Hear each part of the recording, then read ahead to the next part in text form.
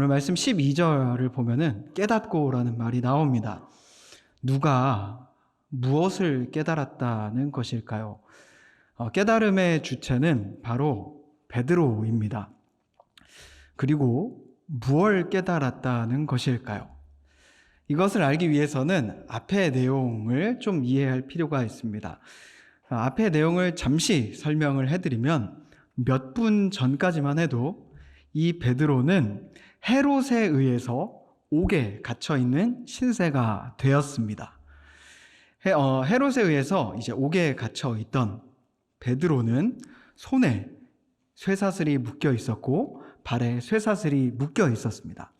그런데 아주 신기하게도 놀라운 능력으로 하나님께서 천사를, 사자를 보내셔서 그의 손에 묶여있는 쇠사슬을 풀게 하셨고 발에 묶여있는 쇠사슬을 풀게 하셨습니다. 더 놀라운 것은 거기서 그치는 것이 아니라 천사가 신발과 겉옷을 입혀주는 것이었는데, 놀랍게도 이 신발과 겉옷을 입으니까 투명 인간이 된 것처럼 사람들이 알아보지 못하고 그 경비하던 경비병 그룹, 첫 번째 그룹을 지나갈 수가 있었습니다. 그리고 두 번째 경비병 그룹을 또 지나갈 수 있었던 것이죠. 그리고 나서 그 당시에 자동문이라는 개념이 없지 않았겠습니까? 2000년 전이니까요. 2000년 전에 자동문이라는 개념조차 없었는데 자동으로 문이 열리는, 그래서 그 옥을 탈출하게 되는 아주 신기한 일을 베드로가 경험했다는 거죠. 꿈만 같은 일, 만화 같은 일, 이 일을 베드로가 경험했습니다. 그리고 나서 오늘 12절에 깨닫고가 나오는 겁니다. 그러니까 뭘 깨달았다는 것일까요? 지금 이러한 일이 꿈이 아니라, 만화가 아니라 실제로 일어난 생시라는 것이죠. 찐이라는 말 들어보셨습니까? 진짜다, 현실로 이루어진 일이다 라는 것을 깨닫게 된 베드로였습니다. 이것을 이제 깨달았던 베드로가 그 다음 행동을 어떻게 하는지, 여러분 12절 다음 구절을 보시면은 어떻게 기록되어 있습니까? 마가 요한의 어머니 마리아의 집으로 갔다라고 되어 있습니다. 아지트라고 하죠. 베드로가 모여서, 초대 교인들이 모여서 기도했던 기도의 아지트로 돌아갔던 것입니다. 그런데 문제는 그 다음이에요. 웃지 못할 해프닝, 아이러니한 일이 일어납니다. 초대 교인들은 도대체 뭘 기도한 걸까라는 생각이, 그런 질문이 들 만한 일이 일어난다는 것이죠. 그들의 이 반응이 굉장히 희한합니다. 13절 보시면은 베드로가 문을 두드렸습니다. 그러자 로데라고 하는 여자아이가 영접을 하러 나온 거죠. 당시에 이제 로데라고 하는 그 이름은 종에게 붙이는 이름이었다라고 해요. 그러니까 어린 여종의 아이가 문 앞에 서 있다가 이 베드로의 음성이 들리고 똑똑똑 하는 이 음성을 이제 들은 거죠. 14절, 베드로의 음성인 줄 알고 그 로데가 기뻐서 문을 열어줬어야 되는데, 문제는 문을 당장 열질 않고 너무 기쁜 나머지 기도하고 있던 초대교회 교인들의 무리로 돌아간 거예요. 네, 여기서부터 바로 문제가 시작됩니다. 돌아갔는데 여러분, 기도하고 있던 초대 교인들이 베드로가 돌아왔다는 사실을 믿었을까요? 아멘으로 받아들였을까요? 아닙니다. 말씀을 보면은 절대로 그렇게 반응하고 있지 않죠. 로데를 향하여서 어떻게 이야기합니까? 드디어 너가 미쳤구나 라고 이야기를 합니다.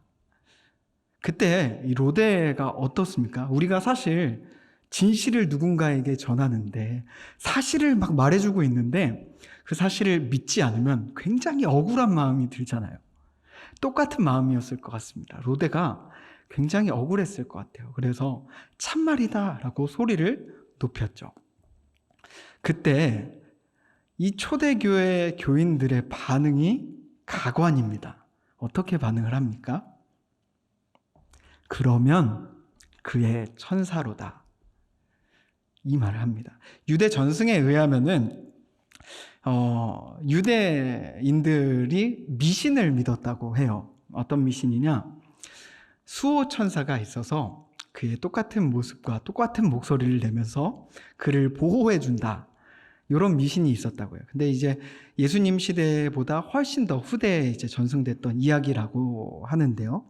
굳이 그 이야기가 아니더라도 그의 천사로다 하는 말이 어떤 의미로 로데에게 전해졌을까요? 로데의 말을 완전히 묵살해버리는, 완전히 무시해버리는, 절대로 믿지 않는 그런 말이었다는 거죠. 그러니까 정말 열심히 기도하고 있던 사람들이요, 베드로가 돌아왔을 리 없다고 믿음 없는 말을 했다는 거예요. 웃지 못할 해프닝이죠.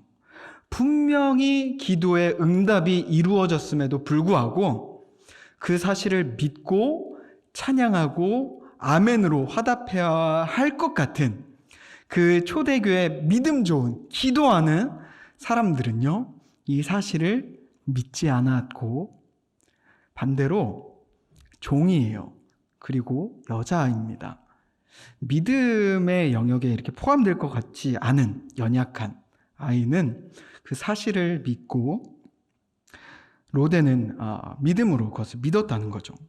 그래서 우리는 이 기도를 볼 때, 이 기도를 평가할 때 이렇게 평가할 수 있을 것 같아요. 한마디로 완전히 허공을 치는 기도였다. 완전히 허공을 치는 기도였다라는 거죠. 이 말씀을 가만히 묵상해 보는데요. 이 말씀을 묵상해 보면서 왜 초대 교인들은 이렇게 허공을 치는 기도를 할 수밖에 없었을까? 왜 헛발질을 했을까? 우리 모두 허공을 치는 기도를 하고 싶어서 기도하시는 분들은 아무도 없을 겁니다. 정타를 치고 싶어 하죠. 실체를 치고 싶어 하죠. 허공을 치고 싶어 하는 사람은 아무도 없습니다. 네, 잠을 깨라고 이렇게 물통까지 떨어지네요. 네, 허공을 치는 그런 일을 원하는 사람은 없다는 거죠. 그렇다면 왜 이렇게 허공을 쳤을까? 혹시 그들의 기도에 문제가 있지는 않았을까 생각을 해봤습니다. 그러면서 세 가지를 제가 생각을 해봤는데요. 첫 번째로 그들에게 혹시 믿음이 없진 않았을까? 믿음이 없어서 기도는 어떻게 해야 되는 거죠? 기도는 믿음으로 해야 하는 것입니다. 믿음으로 해야 함에도 불구하고 믿음으로 하지 않았기 때문에 허공을 치지 않았을까? 이 생각을 했는데요. 금방 답이 나왔어요. 그건 아니겠다 생각이 들었어요. 왜 그랬을까요? 여러분, 기도를 할 때요, 이 사람들이 모여서 기도했다라고 되어 있습니다. 이게 뭘 의미하는지 아십니까? 당시에 야고보도 끌려가서 순교를 했어요. 베드로도 투옥이 되었습니다. 그렇다면은 모여 있다는 것 그 자체로 굉장한 위협을 무릅쓰고 있다는 것이죠. 여러분, 믿음이 없다면 모여 있을 수 없다는 거죠. 믿음이 없으면 기도가 불가능합니다. 모임이 불가능합니다. 그렇기 때문에 믿음이 없어서는 아니겠구나, 그런 생각이 들었어요. 두 번째로 이들이 큰 제목으로만 기도하지 않았을까라는 겁니다. 이게 무슨 뜻이냐 하면요, 예를 들어서 우리가 베드로를 위해서 합심하여 기도합시다 라고 이렇게 큰 기도 제목을 가지고 기도할 수 있었어요. 가정을 한번 해봅시다. 그러면은 어떤 사람들은 베드로를 위해서 기도할 때 베드로가 옥에서 살아 돌아올 수 있도록 반드시 어떤 수단과 방법을 사용해서라도 베드로가 그곳에서 살아 돌아올 수 있도록 하나님 도와주세요라고 기도할 수 있습니다. 그런데 또 다른 한편 베드로를 위해서 기도할 때 이런 식으로도 기도를 할 수가 있죠. 하나님, 야고보와 같이 베드로도 현실적으로 보면 지금 죽을 것 같은데, 죽을 위험에 있는데 베드로 자신이 믿음이 연약하여지지 않도록 하나님 도와주세요라고 기도할 수 있어요. 또 이 사건으로 말미암아 초대 교인들의 믿음이 연약하여지지 않도록 하나님 그 믿음을 굳세게 해주세요. 강건하게 해주세요. 라고 기도할 수 있죠. 그렇지 않습니까? 네, 분명 가능성이 있다는 생각이 듭니다. 왜냐하면은 우리도 이렇게 기도하는 경우가 왕왕 있기 때문에 그래요. 사실 환우들을 위해 기도할 때가 그래요. 의사도 손쓸 수 없는, 의학적으로 어떻게 할 수 없는 그런 상황에 직면하면은 기적이 일어나길 바라는 기도를 하면서 동시에 그 환우들의 믿음을 위해서 기도하는 경우가 많이 있기 때문에 그렇습니다. 길게 설명드리지 않아도 이 부분을 공감하실 수 있을 겁니다.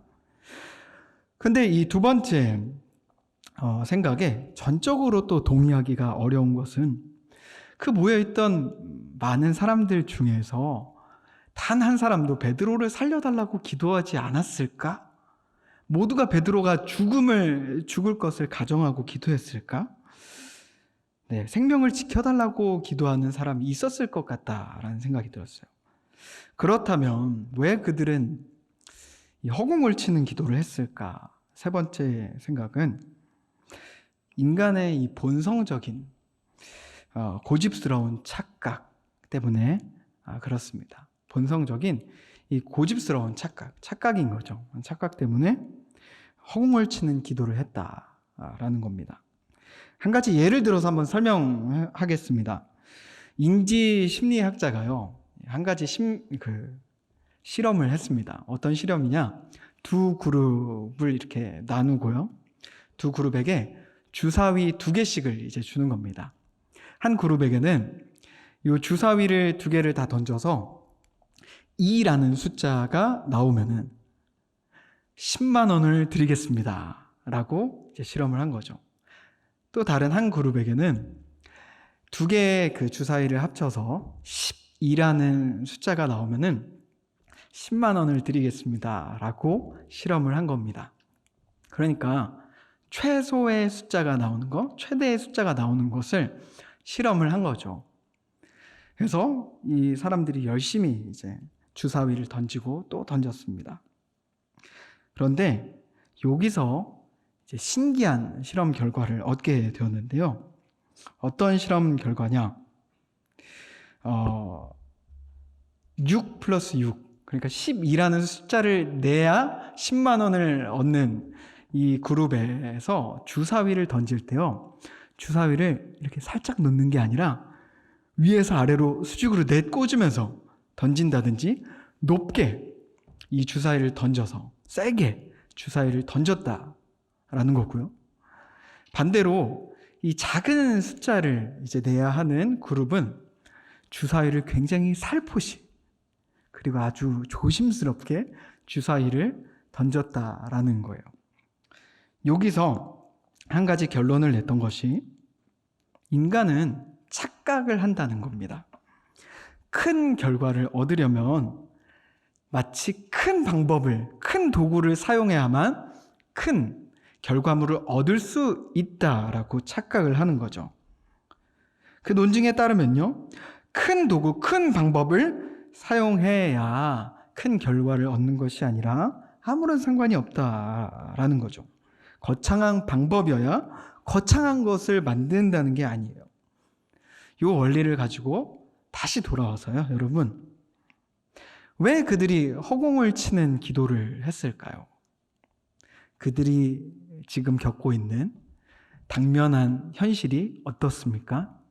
절망적인 상황입니다. 야고보도 2절에 보면은 죽었고요, 순교를 당했습니다. 그리고 베드로가 웬만해서는 풀려나지 못하는 상황에 직면해 있어요. 어떤 상황이죠? 군인을 4명씩 내 패에 맡겼다라고 되어 있어요. 이게 무슨 뜻인가 하면은 4 곱하기 4예요. 16명의 군인이 나 한 명을 지켜보고 훈련된 그 군사들이 나를 못 나가도록 막고 있다라는 거죠. 인간적으로 탈출이 불가능한 그런 상황이라는 거죠. 그러니까 이 초대교인들이 생각하기에 어떨까요? 지금 이 정도의 기도로는, 그리고 기도라는 방법으로는, 이 기도의 농도로는 감옥에서 풀려나는 것이 어렵겠다 생각한 거죠. 인간적으로 불가능한 일이기에 이렇게 빨리 베드로가 풀려날 일이 없다고 생각한 것입니다. 우리는 여기서 이 초대교인들이 가지고 있던 기도에 대한 본질적인 그들의 이해를 살펴볼 수가 있습니다. 그들의 오해는 무엇인가 하면요, 기도의 응답을 이 자신의 열심과 시간에 비례하여서 생각했다는 겁니다. 우리 그리스도인들에게 있어서요, 우리 본성적인 아주 고집스러운 착각이 있습니다.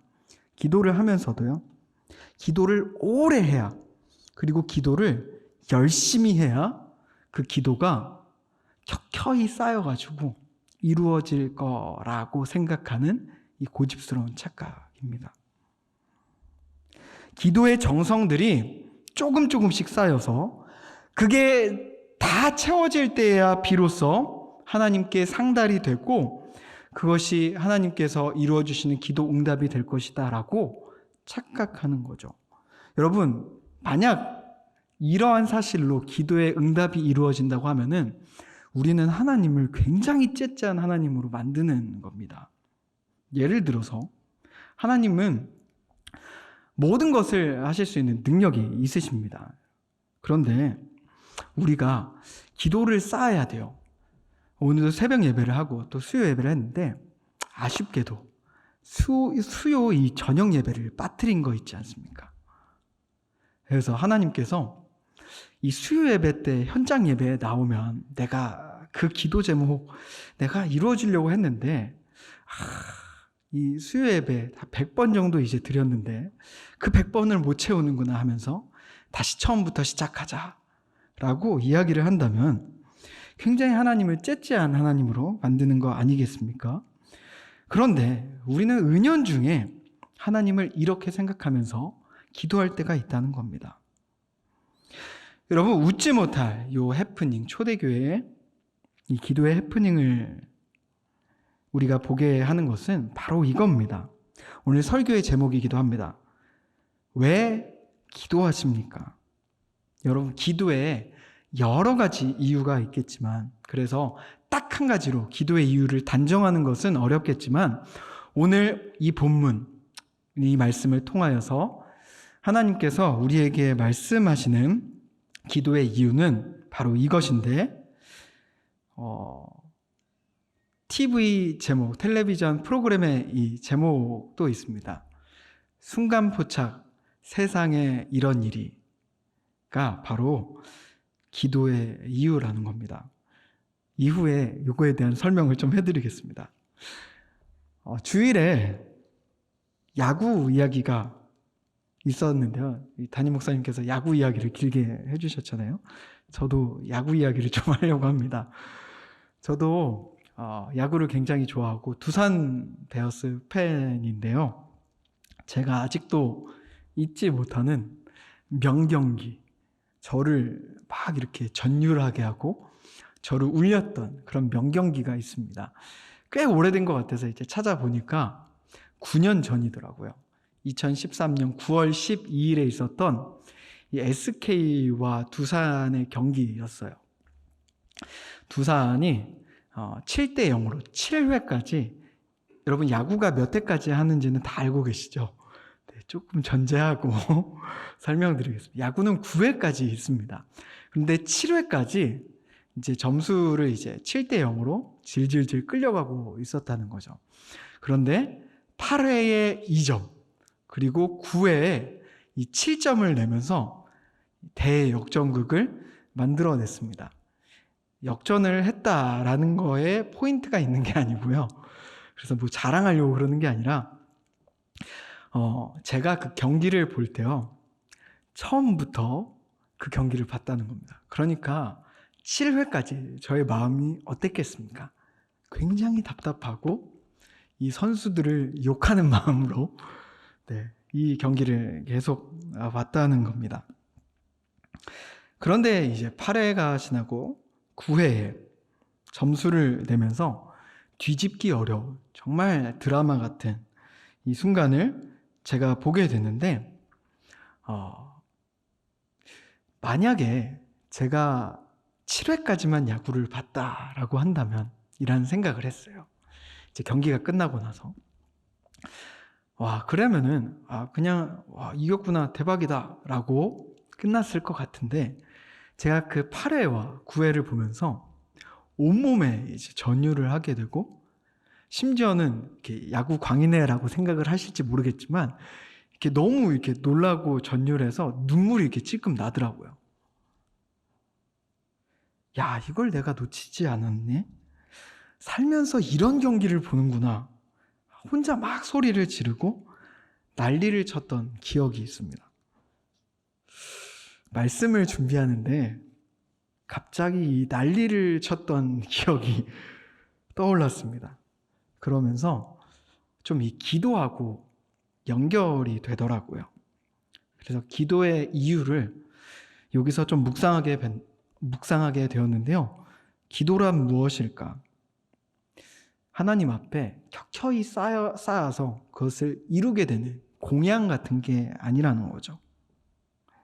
오래 기도해서 열심으로 기도해서 그것을 이루어내는 것을 우리가 믿는다면 여러분 그것은 불교입니다. 그걸 믿어서는 안 되겠죠.